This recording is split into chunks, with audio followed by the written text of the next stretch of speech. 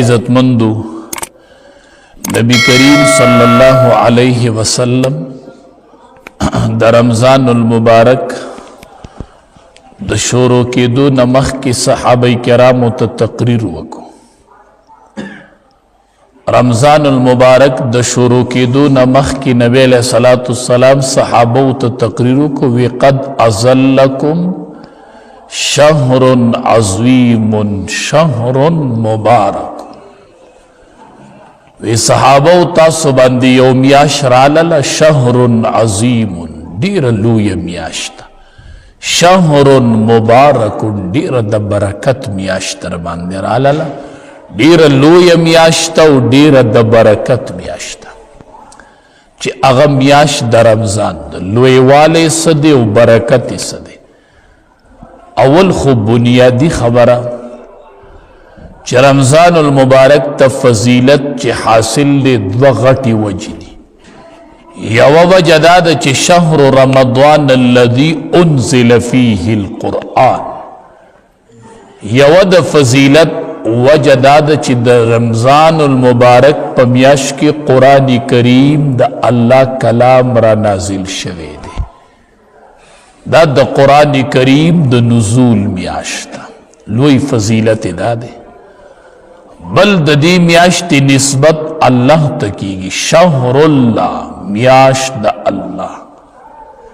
د یو څیز چې نسبت الله ته کیږي دې کې عظمت پیدا کیږي. بیت الله کور د الله. ناقۃ الله د صالح علیه السلام د اوښې باره کې دی ناقۃ الله دا اوښه د الله ده نسبت الله ته وشو. نو دغه شان د دې میاشتې نسبت چې دی هغه هم د الله ذات ته کیږي. شهر الله نو یو پکې قرآن کریم را نازل شو او بل نسبت د دې میاشتې د الله ذات ته کیږي چې دا میاشت د الله ده. ډیره لویه میاشت او ډیره د برکت میاشت. څنګه هغه برکت دا دی چې یو سړی پکې نفل وکړي نو الله ورله اجر د فرض ورکوي او چې فرض پکې وکړي نو یو فرض په اویاو دی نو نفل پکې په فرض شو فرض پکې په اویاو شو. دا د دې میاشتې خصوصیت دی. صرف ته چې 2 رکعاته نفل منځ وکړې د رمضان المبارک په میاشت کې دومره اجر الله درکوي لکه د سحر 2 رکعاته فرض منځ چې وکړي او فرض منځ چې پکې د سحر 2 رکعاته وکړي نو دغه منځ یو په اویا دی. د اویو منځونو مره اجر الله لیکي. شهر عظیم شهر مبارک ډیره د برکت میاشت او ډیره لویه میاشت چې الله پکې فرض په اویا وکړي او نفل پکې الله په فرض وکړي. چې کله د روجې اوله شپه شي یو فرشته آواز وکړي. روجی پا اول شپه یو فرشته آواز کی یا باغی الخیر اقبل و یا باغی الشر اقصر. آوازو کی یا باغی الخیر اے تالاش کون کیا دنیکی اقبل را مخامخ شدنیکو میاشرال را مخیتش. یا باغی الخیر اقبل اے دنیکی طلبگار را مخامخ شا سوک چی نیکی کوئی را مخیت شئی اقبل را مخامخ شئی. و یا باغی الشر اقصر اے د شر طلبگارا بنش ادرے گا بس. اے د خیر طلبگارا را مخامخ شو اے د شر طلبگارا بنش بن بس. دا د شرونو میاشت نه ده دا د خیرونو د برکتونو میاشت. یا باغی الخیر اقبل اے تلاش کون کیا د خیر را مخامخ شا را مخامخ شا. نیکی کون کیا را مخامخ شا. د جنت حاصلون کو را مخی تشی ثواب حاصلون کو را مخی تشی را مخی تشی میاشرال یا باغی الخیر اقبل. منادی آواز کی در رب د طرف نه را مخی تشی را مخی تا او اول شپه بی د رمضان المبارک فرشتہ آوازونه کې او موږ د اول شپې نه بنیاد کیږو چې تراویح ونکو بس قصه ختمه. اول شپه او د رب د طرف نه منادي اوازونه کوي یا باغی الخیر اقبل اے د نیکو طلبګار را مخامخ شه را مخې ته شه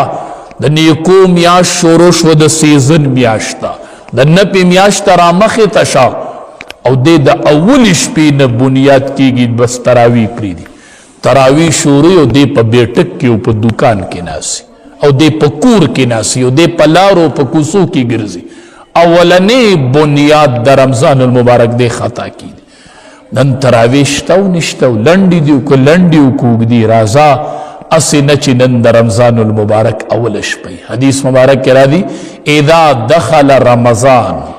چې کله رمضان را داخل شي او د رمضان میاشت راوخیږي فتحت ابواب الجنه د جنت دروازې کولو شي د جنت دروازې کولو شي وغلقت ابواب جهنم او د جهنم دروازې بند شي یعنی دا مطلب دا دی چې الله سړی ته د نیکو لارې کولو کې او د بدو لارې ورته بند کی نیکی ورته آسان کی او بدی ورته ګرانه کی وسلسلة الشیاطین او شیطانان وتړلی شي چې د رمضان المبارک اوله شپه شي او د رمضان المبارک را داخل شي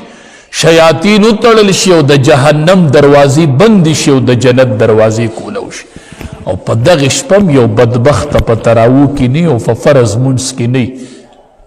نو معلومیږي دا چې دا ډېر بدقسمته سړی دی چې الله ورته د خیر لارې کولاوي او د شر ورته بندوي خو د دومره نحوست دی چې دی نن هم د شر په لارو روان دی اوله شپه به د رمضان المبارک دنه به 4 او 5 رکعاته تراویح شوي فرض مونځ به ترې نه شوي نن کومه شپه ده نن کومه میاشت شروع شوله څومره د برکتونو میاشت مخې ته راغله نو دا د عبادت میاشت ده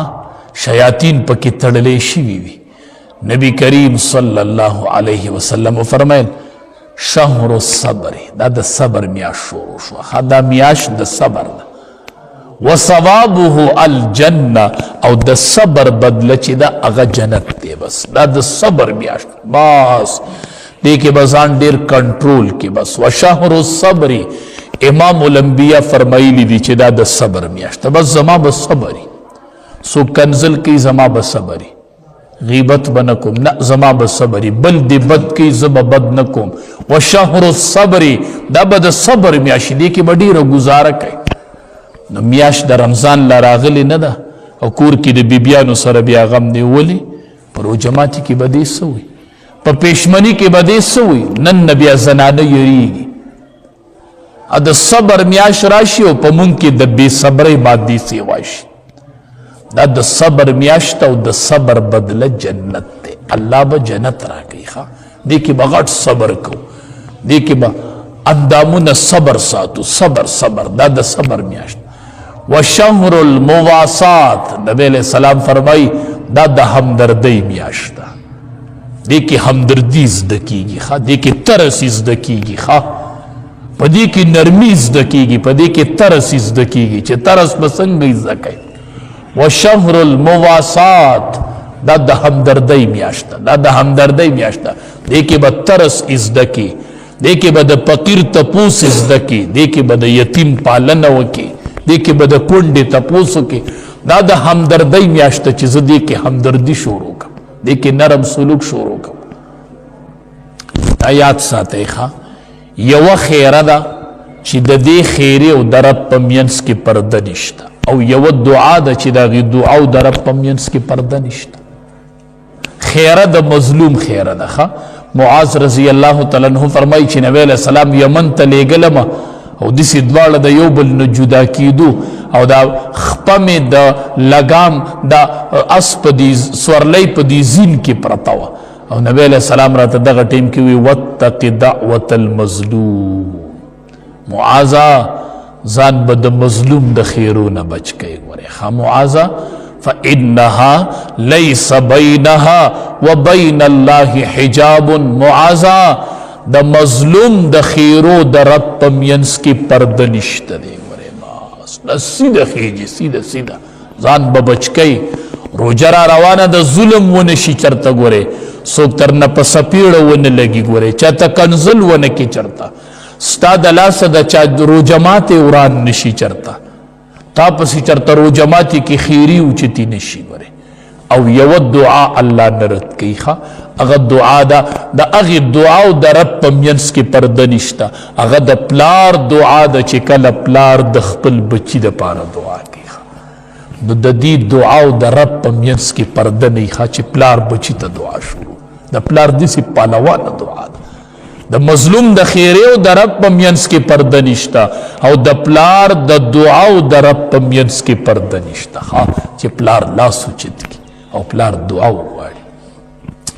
نبی کریم صلی الله علیه وسلم له یو صحابي راغی ورته وی تا نه مشوره علم جهاد لازم خو مشورې نه راغلی بختور صحابو د نبی علیه السلام نه به مشوره اخیستله د مشورې زی امام الانبیاء وی تا نه مشوره علم جهاد لازم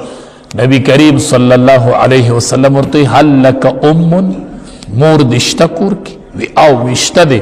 نبی علیہ السلام ورته وی ورشه فإن الجنة تحت رجلها ورشه او د مور د خپو د لاندې د جنت ته ورشه جنت هلته وګوره زما مشوره دا ده چې ورشه بختور دی هغه بچي چې د مور خپو ته ناست دي او د مور نه د خپو چاپی کوي او د خپو د لاندې جنت ګوري مورې ما پرېږده ما د امام الانبیاء حدیث را رسیدلی دی ما دی خپو ته پرېږده ستا د دې خپو د لاندې جنت دی ما دې ته لږ پرېږده زم چې د چا پلار مور یې دا ډېر خوش قسمته دی بیا به راشي بیا به ما ته وایي مولي صاحب هغه خپې ګورم چې د هغې د خپې د لاندې جنت دی زما خپو ته به کښېني د بل عالم خپو ته به کښېني خو د دې د لاندې جنت نشته دی بیا به ګرځي بیا به مور ګوري او مور به نه ګوري دغه یوه مور ده چې د دې د خپو د لاندې جنت پروت دی اسې دې خپو ته کښېنه اسې وله دا خپې چاپي کوه وایي مورې نبی علیه السلام صحابي واپس کو چې کور ته ورشه فإن الجنة تحت رجلها د مور د خپې د لاندې جنت پروت ما دې خپو ته لږ پرېږده 15 منټه مې پرېږده 10 منټه مې پرېږده مورې په دنیا کې دقه خپې دي چې د دې د لاندې جنت دی ما ته بل ځای جنت نه میلاویږي جنت د مور په خپو کې میلاویږي جنت د مور په خپو کې میلاویږي نو د پلار دعا چې کله بچي له غواړي دا نه رد کېږي نو کوشش کوئ د رمضان نه مخکې دا نیت وکړه چې زه به ځان بدلوم صبر به را پکې سیوا کېږي ترس را پکې سیوا کېږي که ترس تر کې سیوا نه شو نو روجه دې فایده نه ده کړې ګورې مظلوم دا نه دی چې ته په لار سړی وډبیو دا ظلم شو یوازې ظلم دا نه دی د دې نه بل غټ ظلم شته د دې نه بله غټه مظلومه شته چې کور کې د روجه ماتې ټیوي او زنانه تنور ته ولاړی انغري ته ولاړی د اور ګرمۍ ته ولاړی او چې روټۍ تیاری تاله ماښام نه انسان نه دی د خدای بنده نه دی که مالګه روټۍ کې سیوا شوله یا کمه شوله یا روټۍ وختي شوله یا ناوخته شوله خیر دی که نه نه دی د روجه ماتې ټیمي او د روجې اذان شروع شي روجه ماتیږي او دی په سالن کې یا مالګه کمه ده او یا ډیره ده او په بیبي باندې را باندې کې او د روجه ماتې ټیمې زه هم ویریږه یو مظلومم ده یو روجه دارم ده د روجه دارم الله دعا نه رد کوي د مظلومم نه رد کوي هسې نه چې د روجه ماتې ټیمې ته خو روجه ماته کې جومات ته راللې